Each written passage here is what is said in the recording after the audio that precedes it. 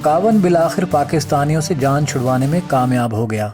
पाकिस्तान में कैसे इस बेजुबान जानवर पर जुल्म के पहाड़ तोड़े गए, कावन को यहाँ रहते हुए क्या क्या बर्दाश्त करना पड़ा और कौन था जो कावन की रिहाई के लिए फरिश्ता साबित हुआ, और फिर इस फरिश्ते के साथ भी पाकिस्तान में क्या सलूक हुआ, ये सब जानिए इस वीडियो में। मगर इससे पहले अगर आपने हमारा चैनल सब्सक्राइब नहीं किया तो सब्सक्राइब कर लें और बेल आइकॉन को भी क्लिक कर लें। दोस्तों, ये कहानी है दुनिया के सबसे मजलूम हाथी कावन की, जो 1981 में श्रीलंका में पैदा हुआ और सिर्फ 3 साल का था जब इसे उस वक्त की श्रीलंकन हुकूमत ने हमारे हुक्मरान जनरल ज़ियाउल हक की बेटी को तोहफे में दिया। कावन को इस्लामाबाद के मरगजार चिड़ियाघर में रखा गया। बच्चे बड़े शौक से कावन की सवारी करते और तस्वीरें भी बनवाते। यहाँ तक के बिलावल भुट्टो ने भी अपने बचपन में कावन की सवारी की। मगर कावन पाकिस्तान में बिल्कुल तन्हा था और उसे भी एक साथी की जरूरत थी। पाकिस्तान के जंगलों में चूंकि हाथी नहीं पाए जाते, चुनाचे 1991 में उस वक्त की बांग्लादेशी वजीर आजम खालिदा जिया ने एक मादा हाथी पाकिस्तान को तोहफे में दिया और यूं कावन को उसकी सहेली मिल गई। मगर चिड़ियाघर की इंतजामिया हर वक्त कावन और सहेली को जंजीरों में जकड़े रखती। जंजीरों में जकड़ने की वजह से सहेली हर वक्त तकलीफ में और बीमार रहने लगी। ये तकलीफ इतनी बढ़ी कि एक दिन अचानक सहेली 20 साल की उम्र में दम तोड़ गई। दर्दनाक बात यह है कि जब सहेली ने दम तोड़ा तो वो और कावन तब भी जंजीरों में ही जकड़े थे। सहेली के मरने के बाद कावन जहनी दबाव का शिकार रहने लगा। इस हालत में कभी वो अपना सर दाएं से बाएं घुमाता रहता या फिर दीवार के साथ टकराता रहता। जुल्म तो ये कि उस वक्त भी ये जंजीरों में ही जकड़ा होता।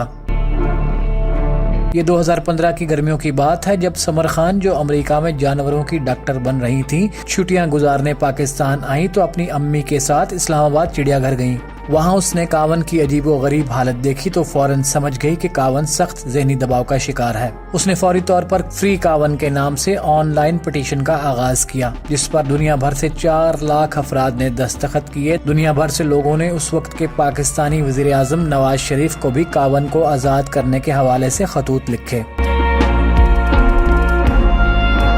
देखते ही देखते ये मुहिम वायरल हो गई और मशहूर जमाना अमेरिकी गुलकार शेर को भी कावन की इस हालत के बारे में मालूम हुआ। शेर भी फ्री कावन की मुहिम का हिस्सा बन गई और हुकूमत पाकिस्तान को कावन की रिहाई से मुतल्लिक दरखास्त की। शेर ने यहाँ तक भी कहा कि अगर कावन को आज़ाद कर दिया जाए तो उसे उसके घर श्रीलंका या कंबोडिया पहुँचाने का तमाम खर्च वो खुद उठाएंगी। दुनिया भर से इतना दबाव आने के बाद चिड़ियाघर इंतजामिया ने कावन को जंजीरों से आज़ाद तो कर दिया, मगर वो इसे रहा करने पर आमादा न हुए। कावन के दोस्त भी हार मानने वालों में से कहाँ थे। वो सुप्रीम कोर्ट जा पहुंचे और वहां से ये हुक्मनामा लेकर आए कि इस्लामाबाद चिड़ियाघर में कावन तो क्या, कोई भी जानवर रहने के काबिल नहीं, लिहाजा इसे फौरन बंद किया जाए और फिलफौर इसे कंबोडिया पहुंचाने के इंतजामात किए जाएं। तो यूं कावन को इस जबरजदा माहौल से निजात मिली और आखिरी खबरें आने तक कावन रूसी साख्ता जहाज में सवार होकर अपने साथियों के पास कंबोडिया पहुंच चुका है।